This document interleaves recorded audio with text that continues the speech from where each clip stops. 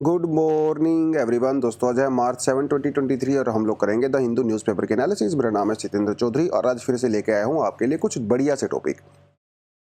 तो पहला जो टॉपिक करेंगे ओलिव रिडले टर्टल के बारे में बात करेंगे। पहले इसको हम लोग एक्चुअली कर चुके हैं बहुत बार, लेकिन काफ़ी इंपॉर्टेंट टॉपिक है क्योंकि आजकल ओलिव रिडले टर्टल लाखों की संख्या में इंडिया में आते हैं। तो उस लोकेशन वगैरह के बारे में भी बात करेंगे। डिजास्टर रिस्क रिडक्शन क्या होता है, कैसे काम करता है, इसका इंटरनेशनल फ्रेमवर्क क्या है और डोमेस्टिकली मतलब नेशनली हम लोग क्या कर रहे हैं।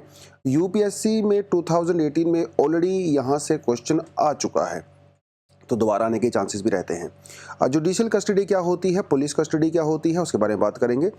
इंटरनेट का फ्यूचर पूरी तरह से चेंज हो सकता है। देखिए अमेरिका में एक लॉ सूट जो है वो आया है, अगर उसके ऊपर कुछ डिसीजंस आते हैं तो वो इंटरनेट की भैया पूरा चेंज कर सकता है। कैसे करेगा, कैसे काम होगा, वो सब हम लोग यहाँ पे देखने वाले हैं। रेलवे के बारे में कुछ नई टेक्नोलॉजी वगैरह आई है, उसके बारे में बात करेंगे। ग्रीन हाइड्रोजन को लेके बेसिकली आज दो एडिटोरियल हैं। एक एडिटोरियल आज वाला है, एक एडिटोरियल काफ़ी महीने पहले आया था, वो भी ग्रीन हाइड्रोजन वाला था। दोनों को मैंने यहाँ पे मिक्स कर दिया है, तो बढ़िया कंटेंट आपके पास हो जाएगा। वैसे भी ग्रीन हाइड्रोजन को तो मान के चलिए कि आप 90% क्वेश्चन आने ही वाला है एग्जाम में। इस बार भी आ सकता है, अगली बार भी आ सकता है, क्योंकि इंडिया काफ़ी ज़्यादा इस चीज़ की तरफ जा रहा है। ठीक है, चलिए। तो लेकिन आगे बढ़ने से पहले आपको हमेशा जैसे मैं बोलता हूँ, आप वीडियो को लाइक ज़रूर करें, कमेंट करें, क्योंकि आपको मेरे देखिए क्या रहता है, प्यार मोहब्बत और नॉलेज जितना बांटोगे ना उतना ही ज़्यादा बढ़ता है। तो कंजूसी मत किया करो, ठीक है, लाइक शेयर करने में। चलिए बच्चों, पहले टॉपिक बढ़ते हैं। देखिए Rushikulya sands teem with olive Ridley. Rushikulya sand, इसका मतलब क्या है? ऋषि कुल्या जो है, देखिए आप दिखाता हूँ आपको, ये एक ऋषि कुल्या रिवर है, ठीक है, और यहाँ पे ये बनाती है डेल्टा इस कोस्टल एरिया में। मतलब यहाँ पे जो बीच एरिया है, बीच एरिया, ठीक है, वहाँ की जो सैंड है वहाँ पे लाखों की संख्या में छोटे छोटे बड़े बड़े ओलिव रिडले टर्टल पहुँच चुके हैं। यही मतलब है इस सेंटेंस का। Rushikulya sands teem with the olive, teem मतलब जब जहाँ पे बहुत संख्या में आ जाते हैं। देखिए पिक्चर आपके सामने ही है, मिलियंस की संख्या में आ गए भैया। खुशी की बात यह है कि इस बार पिछली बार से ज़्यादा आए हैं। लास्ट ईयर अराउंड 5.5 लाख के लगभग आए थे, 5.5 लाख के लगभग। इस बार जो है वो 6.5 के लगभग आ चुके हैं और अभी आ रहे हैं। हो सकता है ये संख्या 7-8 लाख तक भी जा सकती है। तो बड़ा खुशी का माहौल है, इतने ज़्यादा रिडले टर्टल वहाँ पे आ गए हैं। और ये दिखाता है कि उड़ीसा की सरकार ने, सेंट्रल गवर्नमेंट ने जो स्टेप अभी तक लिए हैं वो काफ़ी अच्छे से काम कर रहे हैं। लेकिन और क्या रीज़न हो सकते हैं? देखिए, इनका मानना है कि इस साल बीच एरिया के ऊपर बहुत ज़्यादा एक्सट्रीम वेदर इवेंट नहीं हुए हैं। कोई बहुत बड़ा एक्सट्रीम साइक्लोन नहीं आया है, कोई बहुत ज़्यादा हैवी रेनफॉल वगैरह भी नहीं हुआ है, जिसकी वजह से जो बीच एरिया है वो काफ़ी स्मूथ है, एकदम स्मूथ बढ़िया से। अदरवाइज क्या होता है, वो थोड़ा सा डिस्टर्ब हो जाता है, तो दिक्कत हो जाती है। अपार्ट फ्रॉम हेयर और भी कुछ जगह है, जैसे गड़ी माथा बीच, एक गड़ी माथा वाइल्ड लाइफ सेंचुरी भी है वहाँ पे भी खूब सारे रिडल टर्टल आए हैं, ठीक है। और इसे जो है वर्ल्ड का लार्जेस्ट नॉन रूकरी कहा जाता है, गड़ी माथा बीच को, जहाँ पे सबसे ज़्यादा संख्या में ओलिव रिडले टर्टल्स आते हैं, ठीक है। अपार्ट फ्रॉम द जो पुरी रिवर है और जो देवी रिवर है, ठीक है, इनके माउथ के ऊपर भी जो है जो बीच बने हुए हैं वहाँ पे ओलिव रिडले टर्टल्स आते हैं, ठीक है। ये देखिए, ये जो है कोरिंगा वाइल्ड लाइफ जो है सेंचुरी है, कोरिंगा वाइल्ड लाइफ सेंचुरी, ठीक है, यहाँ पे भी आते हैं बहुत सारे। आप यहाँ पे देख ही सकते हो, ये जो पूरा ये जो जगह है यहाँ पे आप इसको देख सकते हो, ठीक है। यहाँ पे देख सकते हो गड़ी माथा, ये खूब सारा जो है यहाँ पे ओलिव रिडले टर्टल्स आते हैं। तो थोड़ी बहुत इन्फॉर्मेशन आपको होनी चाहिए, ठीक है, ओलिव रिडले टर्टल्स के बारे में। गोदावरी सेंचुरी पे भी आते हैं। ओलिव रिडले टर्टल को जो है सबसे स्मॉलेस्ट और मोस्ट अबंडेंट सी टर्टल्स माना जाता है दुनिया का। Sea turtle smallest and the most abundant. ये जो मास नेस्टिंग होती है, मतलब ये अंडे देते हैं लाखों की संख्या में आके, इस पूरे प्रोसेस को कहा जाता है अरीबाड़ा, ठीक है। ये एग्जाम में आपसे पूछ सकता है that arribada term was recently news, it is related to which of the following. तो आपको 4 ऑप्शन इस तरह से एग्जाम में वो दे सकता है, ठीक है। इंडिया में जो है शेड्यूल 1 के अंदर है, आते हैं, एकदम हाईएस्ट लेवल ऑफ प्रोटेक्शन है। IUCN के रेड लिस्ट में वल्नरेबल पे आते हैं, साइट्स में जो है अपेंडिक्स 1 के अंदर आते हैं। तो ये थोड़ा बहुत आप देख सकते हो। हमारे यहाँ पे 2 मिशन हैं जो चलाए जा रहे हैं ओलिव रिडले टर्टल्स के लिए। एक है ऑपरेशन अलाइवा, जो कि 1980s में चलाया गया था, और ये हमारे कोस्ट गार्ड के द्वारा चलाया गया था, ये आपने ध्यान देना है। Indian coast guard, not the government of Odisha but the Indian coast guard. एक हमारे पास आता है टर्टल एक्सक्लूडर डिवाइसेस। जो फिशरमैन होते हैं जो मछली वगैरह पकड़ने जाते हैं तो यूजुअली क्या होता है, उनके जो नेट्स होते हैं उसके अंदर फंस जाते हैं, लेकिन उन्होंने एक नए टाइप का एक नेट बनाया है जिसे टर्टल एक्सक्लूडर डिवाइसेस कहा जाता है। तो ये जो ट्रोलर्स वगैरह होते हैं वहाँ पे इसको लगाया जाना मैंडेटरी होता है। इसमें क्या होता है, नेट्स इस तरह से बनाए जाते हैं कि उसके अंदर टर्टल्स एस्केप कर सकते हैं आराम से। फिश एस्केप नहीं कर सकते, टर्टल एस्केप कर सकते हैं। तो ये थोड़ा सा आप इसमें देख सकते हो।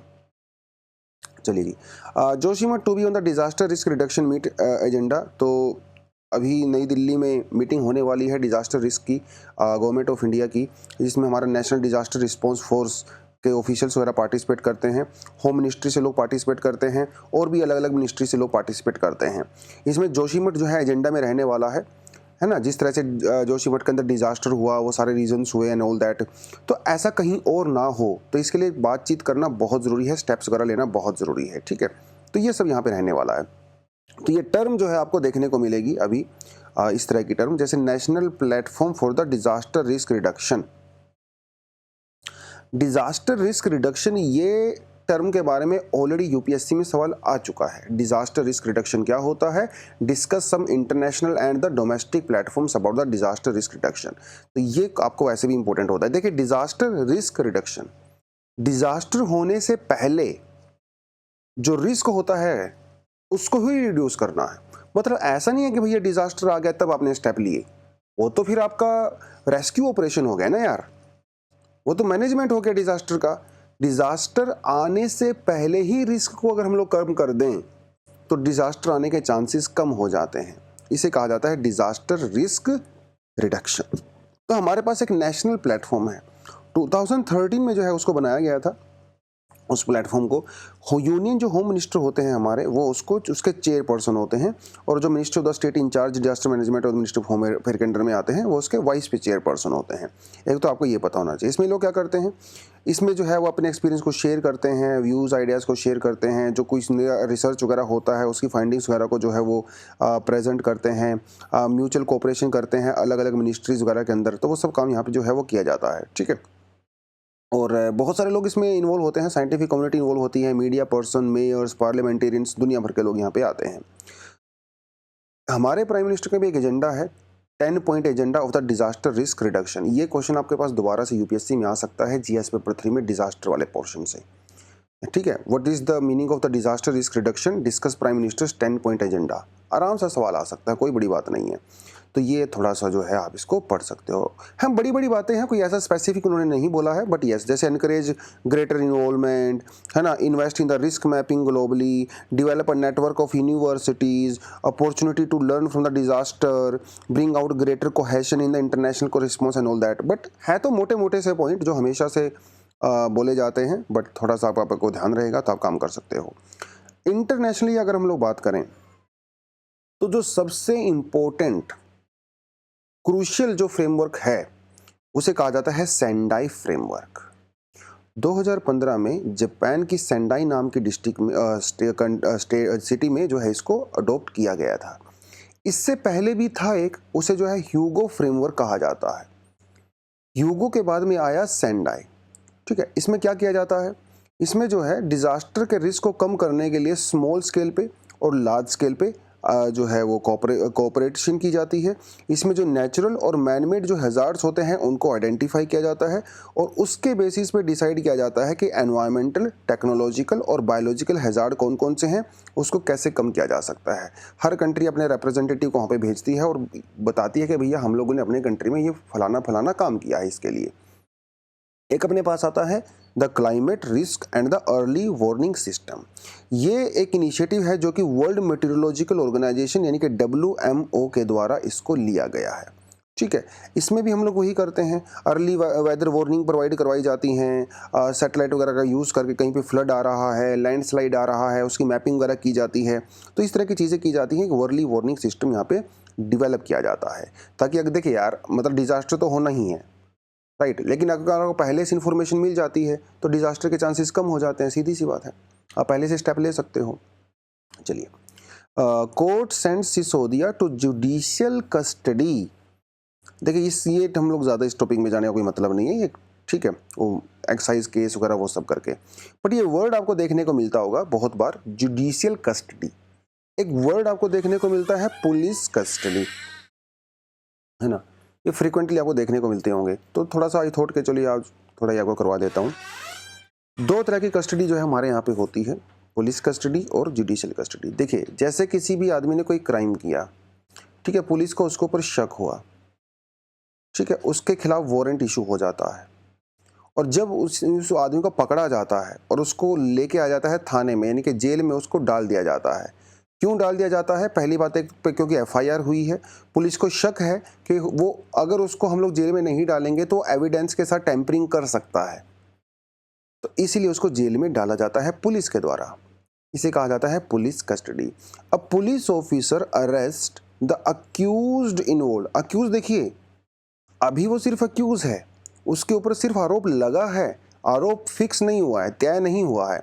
Accused involve in the crime reported to prevent him from committing the offensive act further, आगे और क्राइम ना कर सके, ठीक है। Such officer brings that suspect to the police station, it is called police custody, ठीक है। ये तक समझ में आ गया। अब देखिए क्या होता है, जब किसी आदमी के खिलाफ एफआईआर हो जाती है, पुलिस उसको पकड़ के थाने में ले आती है। आपने फिल्मों वगैरह में बहुत बार इस चीज़ को सुना भी होगा, देखा होगा। पुलिस उस आदमी को 24 घंटे से ज़्यादा थाने में नहीं रख सकती। विदिन 24 आवर्स उसको मैजिस्ट्रेट के सामने पेश करना ही पड़ता है। अब वो मैजिस्ट्रेट को सारे जो हैं पुलिस, देखिए अभी पुलिस इन्वेस्टिगेशन नहीं हुआ है, पुलिस सिर्फ उस आदमी को पकड़ के लेके आई है क्योंकि उसकी कंप्लेंट की गई है, ठीक है। आपके पड़ोस में कोई आदमी अपनी बीवी को बहुत मारता है, आपने उसकी कंप्लेंट कर दिया कि सर ये सब हो रहा है यहाँ पे। अब उसका प्रूफ नहीं हुआ है, लेकिन पुलिस उसको पकड़ के ले आई है क्योंकि ये कंप्लेंट हुई है। तो मैजिस्ट्रेट के सामने भेजा जाता है, पुलिस मैजिस्ट्रेट को बताती है कि सर ऐसे ऐसे करके इनके खिलाफ कंप्लेंट हुई है, ये शक है हमें, ऐसे ऐसे चीज़ें हो सकती हैं। तो अब सेक्शन 57 जो सीआरपीसी है हमारा, उसके तहत वो 24 के अंदर जो मैजिस्ट्रेट को जाता है। अब ये मैजिस्ट्रेट पे डिपेंड करता है कि क्या मैजिस्ट्रेट उसको छोड़ देते हैं या फिर मैजिस्ट्रेट उसको फर्दर कस्टडी में भेज देते हैं, ये उनके ऊपर डिपेंड करता है। तो ये होता है आपका पुलिस कस्टडी, जिसमें पुलिस के अंडर में रहता है पर्सन। जुडिशियल कस्टडी में क्या होता है? जुडिशियल कस्टडी में एक बार जब मैजिस्ट्रेट के सामने, देखिए, in the judicial custody the accused is presented in front of the magistrate, the magistrate can take the accused in their judicial custody और send back to the accused to the police custody for the 15 days. Police ने जज साहब को बताया कि देखिए magistrate साहब ऐसे ऐसे करके है, ये आदमी बहुत बदमाश है, अपनी बीवी को मारता है, दारू पीता है, पड़ोसियों को परेशान करता है, तो इसीलिए हमें थोड़ा सा इन्वेस्टिगेशन का समय दीजिए ताकि इनके खिलाफ हम लोग जो है सबूत वगैरह इकट्ठे कर सकें। अगर मैजिस्ट्रेट को लगता है कि चलिए बहुत ठीक है आप कर लीजिए, तो 15 दिन की उसको फर्दर पुलिस कस्टडी में भेजा जा सकता है, ठीक है। जब उसको पुलिस कस्टडी में भेजा जाता है, पुलिस के पास पूरे अधिकार होते हैं उसको इंटेरोगेट करने के, ठीक है। अब देखिए, तो सीरियस ऑफेंस होता है तो यूजुअली ऐसा किया कर दिया जाता है जुडिशरी के द्वारा। और अगर कोई ऐसा बड़ा क्राइम होता है जिसमें 10 साल की सज़ा होती है, जिसमें डेथ पेनल्टी वगैरह भी मिल सकती है, तो उस पर्सन को फर्दर जुडिशरी कस्टडी में भेजा जा सकता है, ठीक है।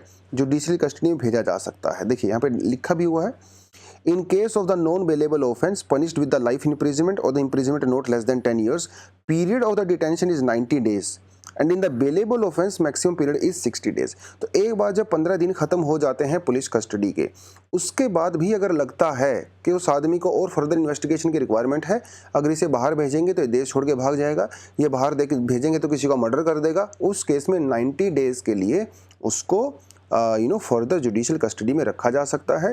क्योंकि ये 90 डेज का जो पीरियड होता है ये चार्जशीट फाइल करने का होता है, तो पुलिस तब तक अपनी इन्वेस्टिगेशन करके तहकीकात करके पूरे एविडेंस वगैरह जुटा लेती है, तो उसके खिलाफ चार्जशीट आ सकती है।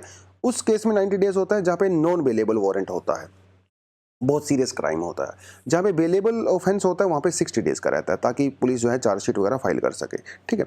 तो ये जो है थोड़ा सा रहता है। A person is judicial custody is kept in the central jail, state jail के अंदर नहीं रहते, वो सेंट्रल जेल के अंदर रहते हैं, ठीक है। तो ये थोड़ा सा आपको इसके बारे में आइडिया होना चाहिए। थोड़ा सा और पढ़ोगे आपको थोड़ा आइडिया लग जाएगा। थोड़ा सा आपको इन्वेस्टिगेशन ही करनी है, अगर थोड़ी सी ज़्यादा तो आप थोड़ा गूगल कर सकते हो, बट ये इतना कंटेंट आपके लिए मोर देन सफिशिएंट है फॉर द बेसिक अंडरस्टैंडिंग, ठीक है बच्चों। चलिए, is the internet as we know it going to change? एक टर्म आपको यहाँ पे बहुत काम की आएगी, आगे भी आप उस टर्म को बहुत ज़्यादा यूज़ कर सकते हो। देखिए,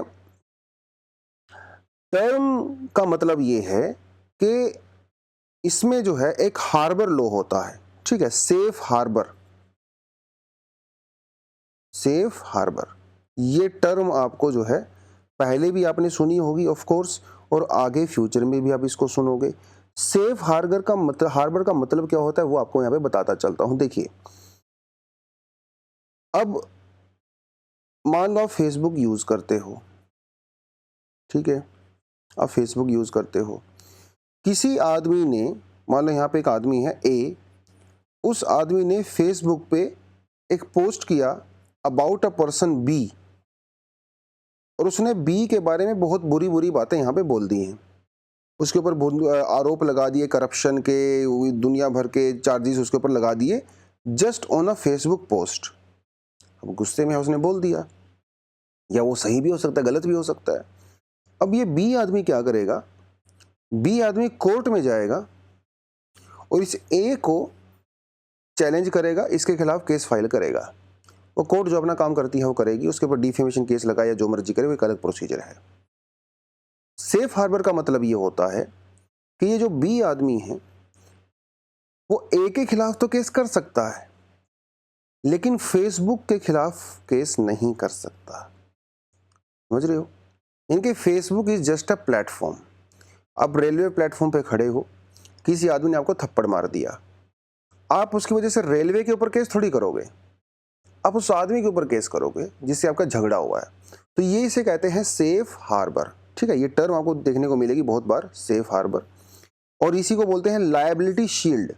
तो एग्जाम में सीधा सा क्वेश्चन आएगा, safe harbour term was recently in news, या liability shield the term is frequently used in the newspapers. This term belongs to which of the following concepts? आपको वो बताता है।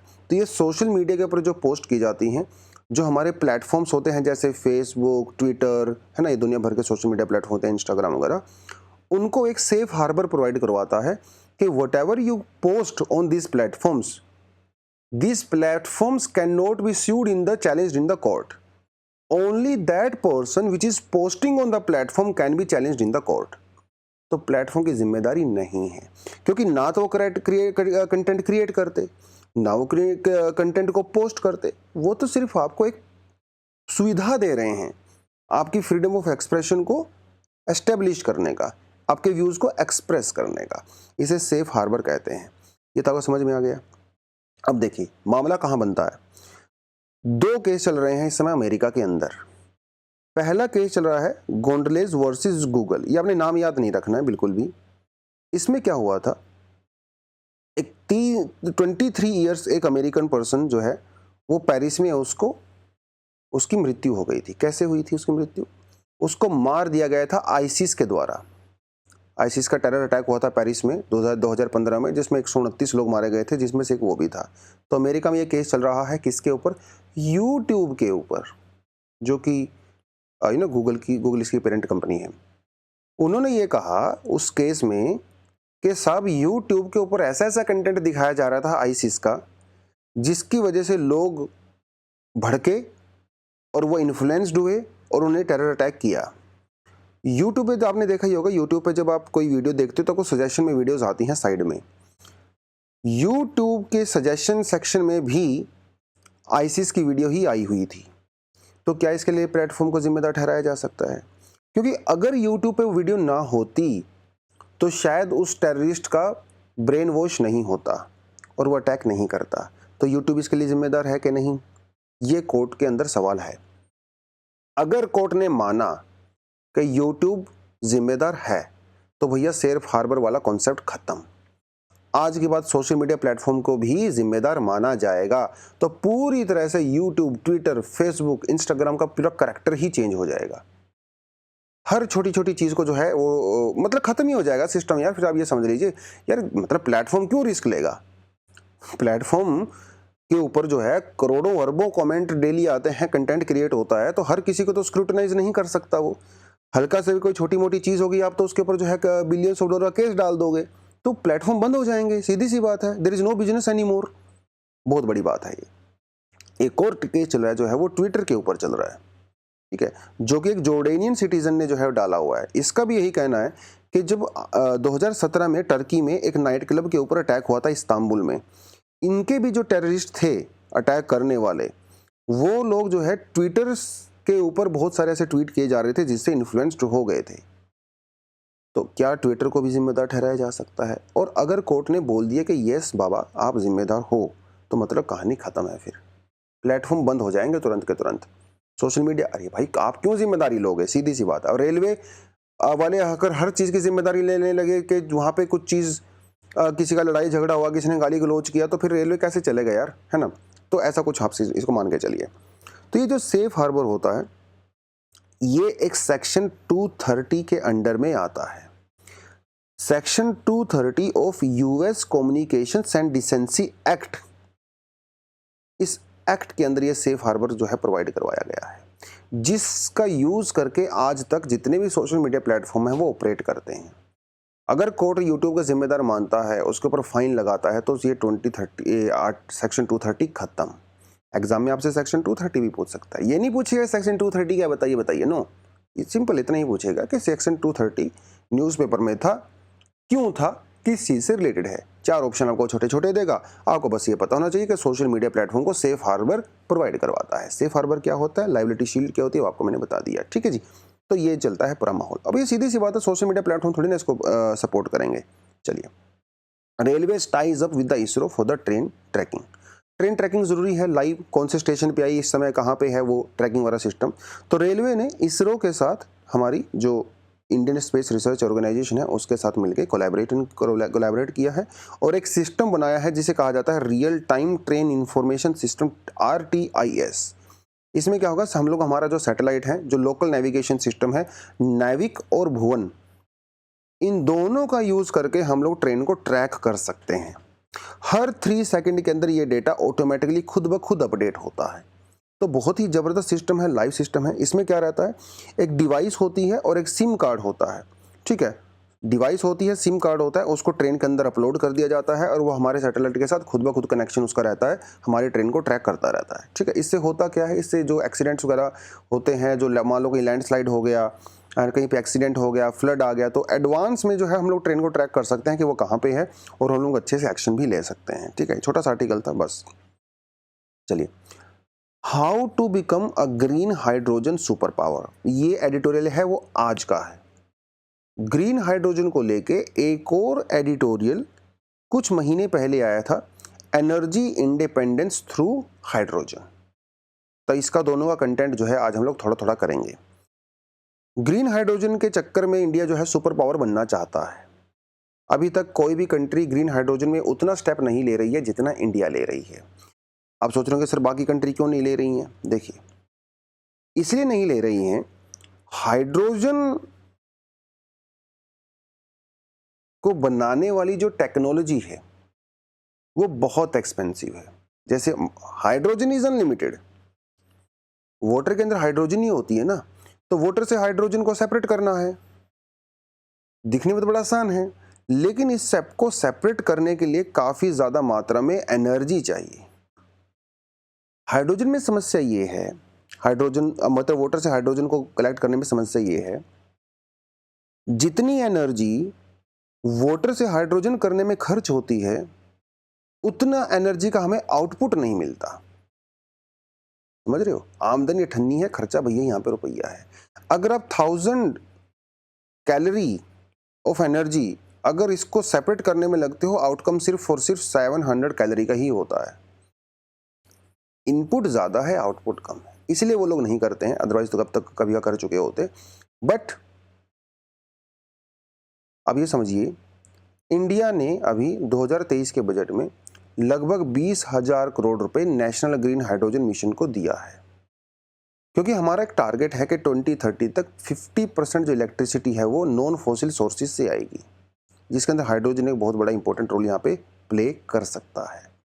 जो मेजर इंडस्ट्री हमारे यहाँ पे है जिसके अंदर CO2 एमिशन होता है, ग्रीन हाउस गैसेज का एमिशन होता है, स्टील इंडस्ट्री है, सीमेंट इंडस्ट्री है, फर्टिलाइजर इंडस्ट्री है और फार्मा और पेट्रोकेमिकल्स इंडस्ट्री है, ठीक है। अगर हम लोग हाइड्रोजन का यूज करते हैं तो हमारी जो हैवी इंडस्ट्री है उसका CO2 एमिशन कम हो जाएगा, राइट। डिस्टेंस मोबिलिटी है, यानी कि जो लंबे डिस्टेंस तक जो ट्रक चलते हैं, ट्रेन वगैरह चलती हैं, उसकी कॉस्ट कम हो जाती है। एविएशन का कॉस्ट भी यहाँ पे कम हो सकता है। पावर स्टोरेज का जो खर्चा होता है वो भी कम हो सकता है, ठीक है, अगर हम लोग हाइड्रोजन का यूज़ करते हैं। समस्या यह है कि हाइड्रोजन को वाटर से निकालना is a very energy intensive.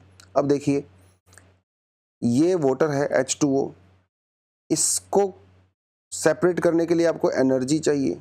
अब देखिए, इस एनर्जी का ही सारा खेल है। अगर ये एनर्जी कोल से आ रही है तो ये तो क्लीन हो ही नहीं सकती, बट अगर ये एनर्जी सोलर से आ रही है या विंड से आ रही है और इससे हम हाइड्रोजन जनरेट कर रहे हैं, इसे कहते हैं ग्रीन हाइड्रोजन। मतलब ऐसी हाइड्रोजन जिसको बनाने में जो एनर्जी यूज की गई है, अगर वो क्लीन सोर्स से आ रही है तो उसे हम लोग ग्रीन हाइड्रोजन कहते हैं। अगर वो नहीं आ रही है तो उसे हम लोग ब्राउन हाइड्रोजन, ब्लैक हाइड्रोजन, उसके कई सारे नाम होते हैं, राइट। चलिए, इंडिया 2030 तक टारगेट कर रहा है 5 मिलियन टन ऑफ हाइड्रोजन को प्रोड्यूस करने के लिए, ठीक है। अब वो होगा कि नहीं होगा वो एक अलग बात है। कैसे हो सकता है? हम 5 एरियाज के ऊपर काम कर सकते हैं, ठीक है। पहला है डोमेस्टिक डिमांड बढ़ाइए, ठीक है। डोमेस्टिक डिमांड बढ़ेगी तो भाई सीधी सी बात है, सप्लाई भी होगी, डिमांड बढ़ाना जरूरी है। दूसरा इन्होंने ये कहा, India can be an attractive destination for domestic and the foreign investment, ठीक है, क्योंकि इंडिया एक अभी इसके ऊपर इतना देखिए 20,000 करोड़ तो सरकार ने दिया ही है। अगर इसको देख के फॉरेन जो इन्वेस्टर्स होते हैं वो भी थोड़ी एंथुजियास्टिक होंगे, इंडिया में अंदर इन्वेस्ट करने की कोशिश करेंगे, यस, तो ये पूरा माहौल जो है बढ़िया से इंप्रूव हो जाएगा। तो ये सब है। दूसरा हमारा जो प्रोग्राम है साइट, इसके अंदर 4500 करोड़ रुपीज़ का जो इलेक्ट्रोलाइजर्स होते हैं, मतलब जो वाटर से हाइड्रोजन को सेपरेट करते हैं, इसको इलेक्ट्रोलाइजर्स बोलते हैं, उनकी मैन्युफैक्चरिंग अभी इंडिया में नहीं होती है। वो हमें लोग चाइना से, यूरोप वगैरह से इंपोर्ट करने पड़ते हैं। तो जो production performance linked incentive scheme के तहत लगभग 4,500 करोड़ रुपए मैन्युफैक्चरर्स को दिए गए हैं ताकि वो डोमेस्टिकली इलेक्ट्रोलाइजर्स को प्रोड्यूस करें। इसको हम लोग और ज़्यादा फ्यूचर में बढ़ा सकते हैं। और क्या है, बायलैटरल पार्टनरशिप हम लोग जैसे जापान के साथ, कोरिया के साथ, अमेरिका के साथ वो सब कर सकते हैं ताकि इलेक्ट्रोलाइजर्स वगैरह वो सस्ते हो जाएं, उसकी एफिशिएंसी हमारे यहाँ पे इंक्रीज हो जाए। तो ये तो इन्होंने कहा है कि आप ये सब कर सकते हो। और क्या कर सकते हैं? देखिए, ग्रीन हाइड्रोजन के बेनिफिट वगैरह ये तो पुराना आर्टिकल है, मैं को थोड़ा बता ही दूंगा, ठीक है। और क्या कर सकते हैं? डिमांड का तो आपको बता ही दिया। जो नेचुरल गैस होती है उसके साथ हाइड्रोजन को ब्लेंड कर सकते हैं, मिक्स कर सकते हैं, तो दोनों का फायदा हम लोग उठा सकते हैं यहाँ पे। यस, फ्यूल स्टेशंस प्रॉपर तरीके से मैनेज करिए। जो हाइड्रोजन से चलने वाले व्हीकल हैं जैसे ट्रक वगैरह हुए, उनके लिए हम लोग एक स्पेशल डेडिकेटेड कॉरिडोर बना सकते हैं लॉन्ग डिस्टेंस ट्रकिंग वगैरह के लिए, ठीक है। कार्बन टैरिफ का जो कॉन्सेप्ट होता है, ठीक है, उसे हम लोग इंट्रोड्यूस कर सकते हैं। मतलब जो कोल से एनर्जी आती है, जो कंपनियां कोल से एनर्जी प्रोड्यूस करती हैं, उनके ऊपर हम लोग एक्स्ट्रा टैक्स लगा सकते हैं। इस टैक्स से जो पैसा मिलता है वो हम लोग ग्रीन टेक्नोलॉजी के अंदर, यानी कि हाइड्रोजन टेक्नोलॉजी के अंदर इन्वेस्ट कर सकते हैं। Sustainable alternative towards affordable transport सतत, ये हम लोगों ने एक स्कीम चलाई है जिसमें 15 मिलियन मेट्रिक टन जो है हम लोग बायोगैस को कंप्रेस करेंगे, तो इसको हम लोग हाइड्रोजन में बाद में कन्वर्ट कर सकते हैं। और इलेक्ट्रोलाइजर मैन्युफैक्चरिंग का तो आपको मैंने बता ही दिया। हमारी जो गति शक्ति मास्टर प्लान है उसके अंदर भी हम लोग इंक्लूड कर सकते हैं इसको, हाइड्रोजन वाले प्रोजेक्ट को, ठीक है। ये सब कुछ स्टेप आपको पता चल गया। अभी एग्जाम में आपको जहां मर्जी से क्वेश्चन आ जाए, आपको ये पता चल गया कि हाइड्रोजन को, इंफ्रास्ट्रक्चर को इंप्रूव करने के लिए इंडिया में लोग क्या क्या कर सकते हैं। कम से कम आपके पास 10 से ज़्यादा पॉइंट हैं, आप आराम से उसको लिख सकते हो। बेनिफिट तो आपको पता ही है, जैसे कि हाइड्रोजन के कितने सारे बेनिफिट होते हैं, है ना। लॉन्ग डिस्टेंस में यूज़ कर सकते हो आप इसको। इंडिया का जो पंचामृत है उसको अचीव करने में बेनिफिट हमें मिल सकता है। अगर नई टेक्नोलॉजी है तो इंडिया इसमें वर्ल्ड लीडर बन सकता है, राइट। वो दुनिया भर की चीज़ें जो यहाँ पे रहती हैं। चैलेंज भी आपको पता ही है कौन कौन से चैलेंज हैं इसके अंदर। इनिशियल कॉस्ट बहुत ज़्यादा है भैया, ठीक है, हाई कॉस्ट है। 1 किलोग्राम हाइड्रोजन बनाने के लिए आपको 9 लीटर वाटर की रिक्वायरमेंट होती है, तो it's very water intensive also. इतना पानी कहाँ से आएगा? पहले ही भैया कंडीशन काफ़ी ख़राब चल रही है पानी के एरिया में, तो ना, तो ये कुछ चीज़ें हैं आप यहाँ पे कर सकते हो। 3 चीज़ों का आपने ध्यान रखना है, 3 E's: energy security, energy sustainability and the energy access. इन तीनों के ऊपर इंडिया को जो है काम करना पड़ेगा।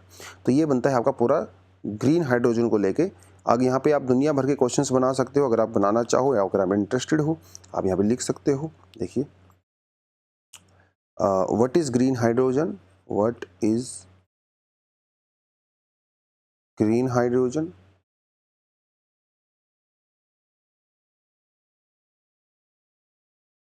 discuss the benefits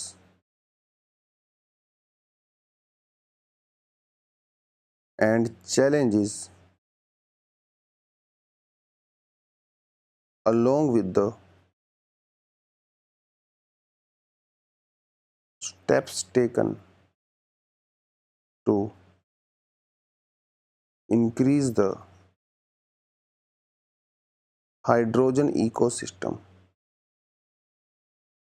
in India.